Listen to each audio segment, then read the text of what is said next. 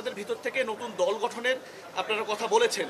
তো সেই ক্ষেত্রে যদি দল নতুন গঠন করা হয় তাহলে আপনারা কতটুকু আসলে নিরপেক্ষভাবে এই নির্বাচন দিতে পারবেন?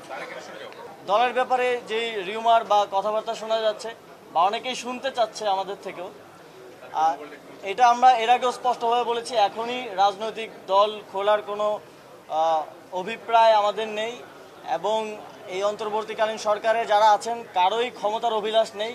আপনারা জানেন সবারই যার যার পেশাগত জীবন আছে এবং সবাই সেখানে ফিরে যেতে চায়, কিন্তু দেশের মানুষ একটি অভ্যুত্থানের মধ্য দিয়ে যে দায়িত্বটাই অন্তর্বর্তীকালীন সরকারকে দিয়েছে সেটি যথাযথভাবে পালন করে মানুষের সেই আশা আকাঙ্ক্ষার প্রতিফলন ঘটিয়ে একটি নির্বাচনের মাধ্যমে একটি গণতান্ত্রিক সরকারের হাতে ক্ষমতা হস্তান্তর করাই আমাদের লক্ষ্য।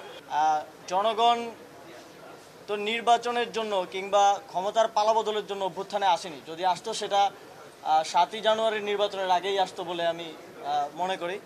তো এই অভ্যুত্থান হয়েছে স্পষ্টভাবে এই ফ্যাসিবাদী ব্যবস্থার বিলোপের মধ্য দিয়ে জন্য। আমরা যদি যেই ব্যবস্থাটা বিদ্যমান আছে এটার সংস্কার না করে দিয়ে যেতে পারি, আমরা মনে করি যে সরকারি ক্ষমতায় আসুক, যে কোনো রাজনৈতিক সরকার এই অটোক্রেটিক একটা সিস্টেমের মধ্যে সে নিজেও অটোক্রেটিক হয়ে উঠতে বাধ্য হবে।